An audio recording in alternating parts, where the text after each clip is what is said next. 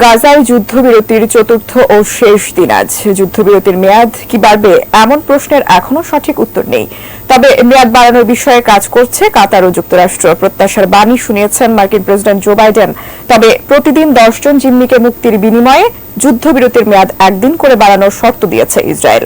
আর তা না হলে গাজায় আবারও পূর্ণ শক্তি দিয়ে হামলার হুমকি দিয়েছেন ইসরায়েলের প্রধানমন্ত্রী বেনিয়ামিন নেতানিয়াহু।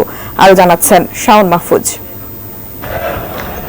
গাজায় চলমান যুদ্ধবিরতির চতুর্থ ও শেষ দিন আজ।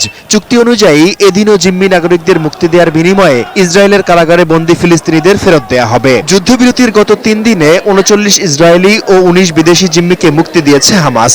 অন্যদিকে 117 ফিলিস্তিনি বন্দীকে ফেরত দিয়েছে ইসরায়েল।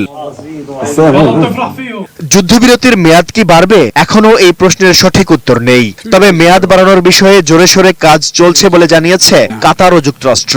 প্রত্যাশার বাণী শুনিয়েছেন মার্কিন প্রেসিডেন্ট জো বাইডেন। বাড়তে পারে যুদ্ধবিরতির সময়।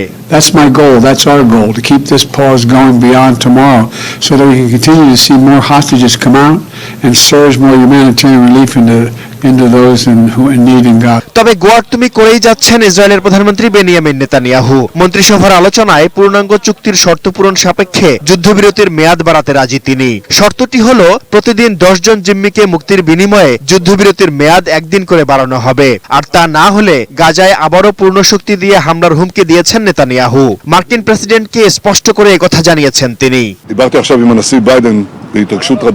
যুদ্ধবিরতির সুযোগে গত 3 দিনে ত্রাণ ও জ্বালানিবাহী অন্তত 400 ট্রাক গাজায় পৌঁছেছে। রাফা ক্রসিং দিয়ে প্রবেশ করা শতাধিক ট্রাক পাঠানো হয়েছে উত্তর গাজায়। চাল, ময়দা, চিনি ও চিকিৎসা সরঞ্জাম স্থানীয় সরকার পরিচালিত একটি গুদামে রেখে বন্টন করা হচ্ছে। চিকিৎসা সেবা অব্যাহত রাখতে জ্বালানিবাহী 7টি ট্রাক হাসপাতালগুলোতে পাঠানো হয়েছে। যুদ্ধবিরতির সুযোগে গত 3 দিনে কয়েক হাজার মানুষ বাড়িঘরে ফিরে গেছেন। ধ্বংসস্তূপের মাঝে খুঁজে ফিরছেন আশার আলো। স্বজন আর সর্বস্ব হারানোর কষ্ট চেপে রেখে নতুন করে গোছানোর চেষ্টা করছেন তারা। Shaon Mahfuz, desk report, ATN.